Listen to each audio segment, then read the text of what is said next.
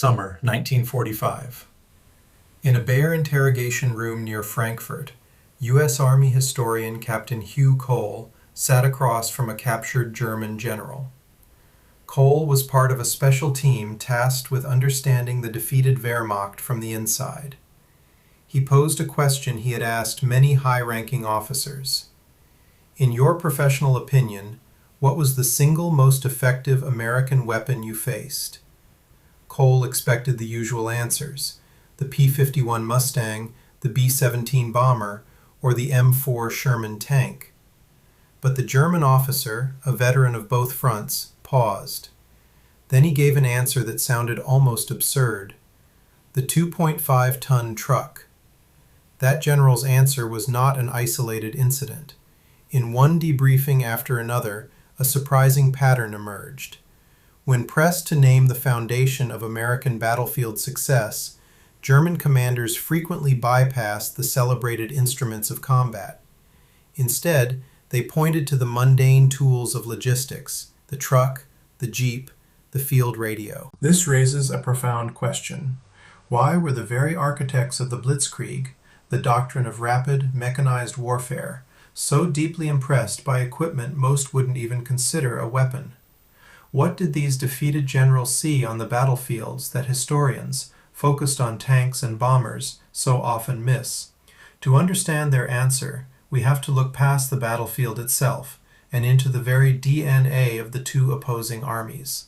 The German war machine that faced the Allies in Normandy was a shadow of the one that had conquered France 4 years earlier.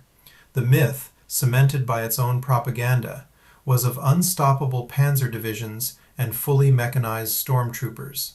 The reality in 1944 was starkly different.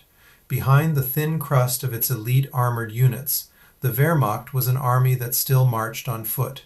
Its supply lines were powered, astonishingly, by over 1 million horses, hauling artillery, ammunition, and food in wooden carts. This vast 19th century logistical tale was tethered to Europe's railway network, a brittle spine that was being systematically fractured by Allied bombers and French-resistant saboteurs. Every destroyed bridge or section of track sent ripples of paralysis through the front lines. The U.S. Army was built on the opposite philosophy. Conceived to fight a war an ocean away from its industrial base, its entire operational doctrine was engineered around mobility. American planners worked from a brutal first principle.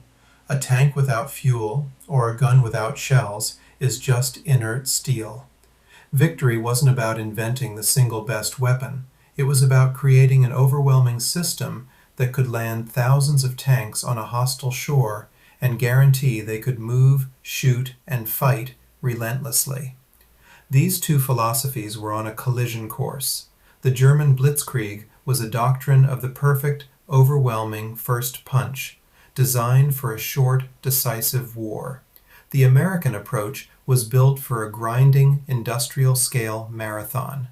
For 7 weeks after the D-Day landings, this fundamental difference was masked. The Allies found themselves bogged down in the claustrophobic hedgerow country of the Bocage, a landscape that neutralized their mechanized advantage and turned the war into a brutal infantry brawl. The German defense, though stretched thin, was holding, but just behind the front, the American logistical engine wasn't just waiting, it was accumulating immense mass and power, like water building behind a dam.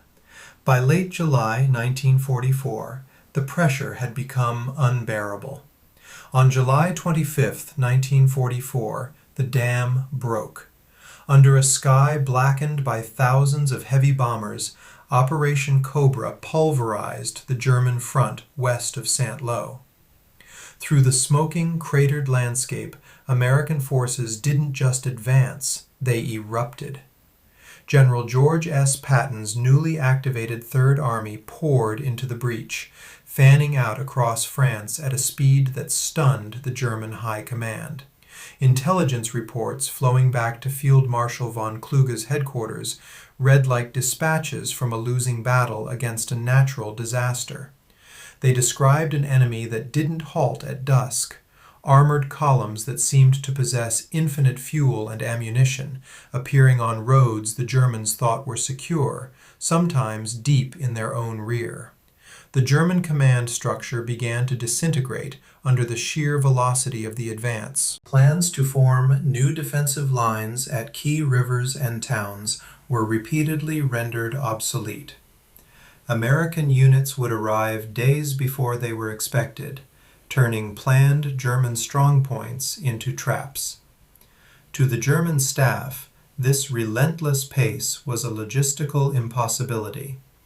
Their own doctrine was built on the quick strike, but always required a pause to regroup and resupply. This American torrent never stopped. It was a sustained explosion, an army that seemed to defy the fundamental rules of war. How were they sustaining it? The answer was not a single weapon, but a colossal interconnected system, a system of movement, and its arteries were made of dirt, gravel, and thousands of tons of steel and rubber. By late August 1944, as Patton's armor plunged deeper into France, the Allied supply lines stretched to a breaking point. The railways were a wreck, the ports were still in ruins. To prevent the advance from stalling, Allied planners unleashed an unprecedented logistical operation, the Red Ball Express. This was not just a convoy, it was a circulatory system operating 24 hours a day, 7 days a week.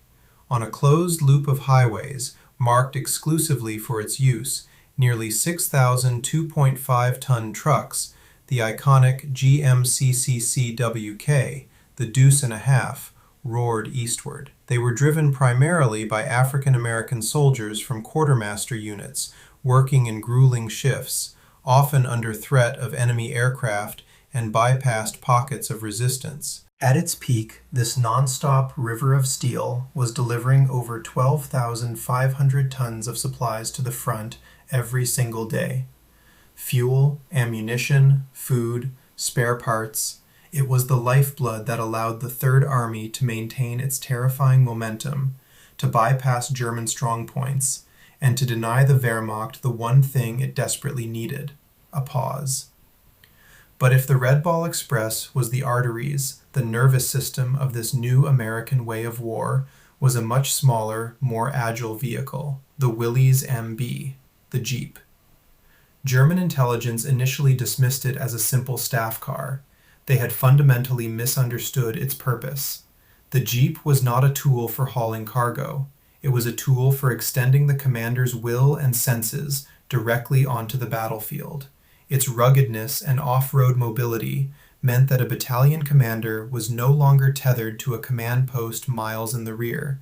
He could race to a crisis point, see the terrain with his own eyes, and make decisions in minutes, not hours. Scouts in jeeps could probe enemy flanks.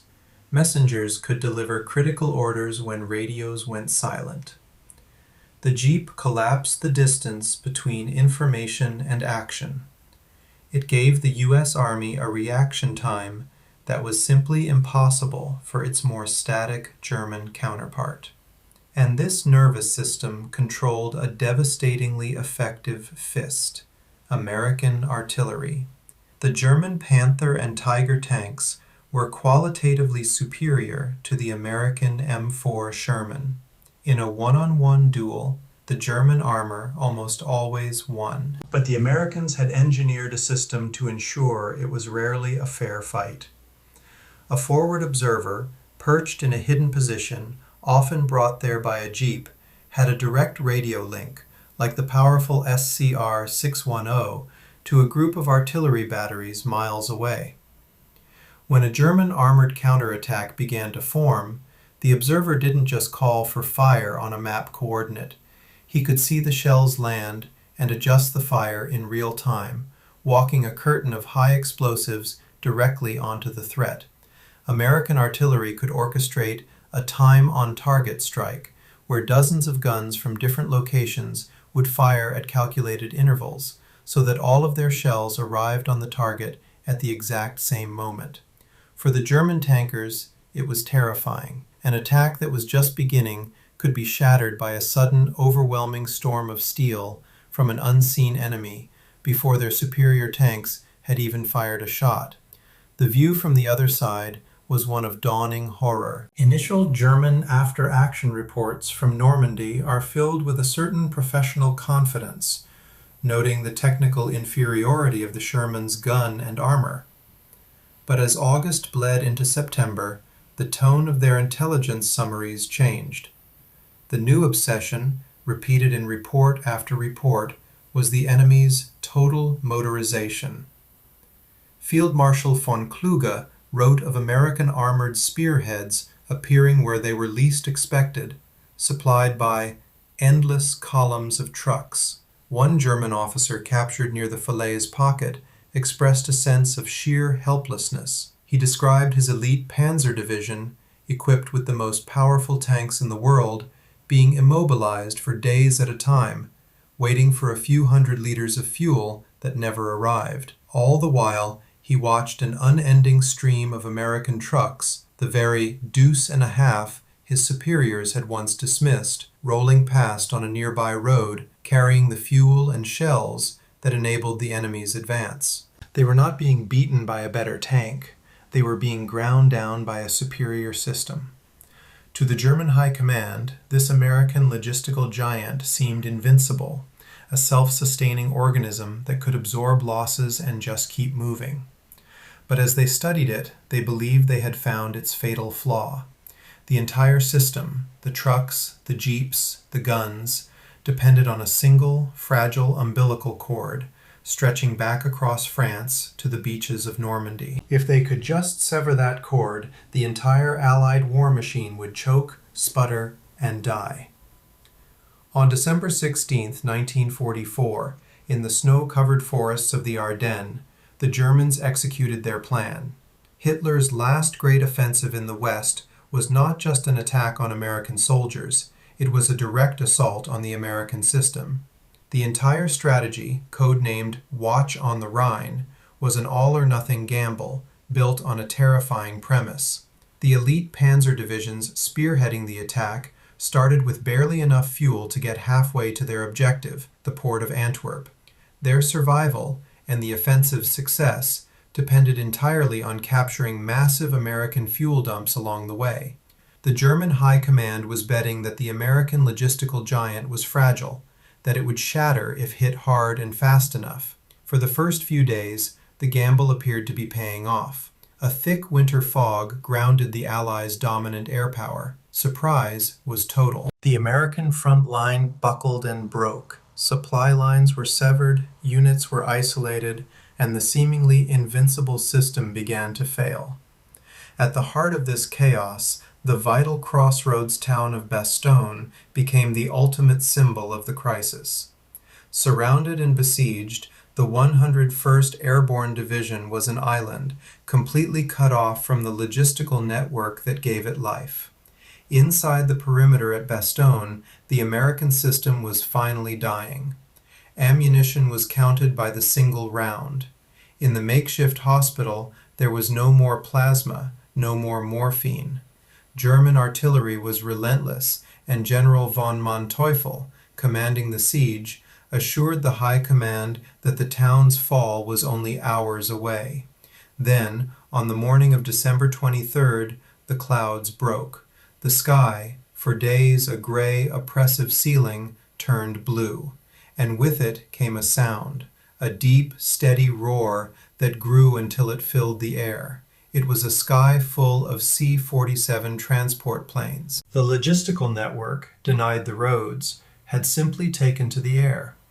They dropped thousands of tons of ammunition, rations, and medical supplies, proving the system could adapt faster than the Germans could attack it. Simultaneously, a second, even more profound shock was hitting the German southern flank.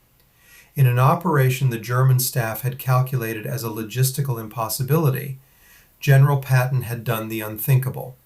He pivoted his entire Third Army 90 degrees. In the dead of winter, 3 full divisions, over 150,000 men and 20,000 vehicles, were forced marching north over 100 miles of icy roads. This wasn't a heroic charge. It was a brutal, industrial-scale movement of force, powered by the very trucks and mobility the Germans had failed to comprehend. On December 26th, tanks of the 4th Armored Division smashed into the German lines, breaking the siege. Hitler's gamble had failed. The system had not broken. It had counterattacked. And so we return to that bare room in the summer of 1945. Captain Cole's question hangs in the air, but the German general's answer, the 2.5-ton truck, is no longer absurd. It is an autopsy.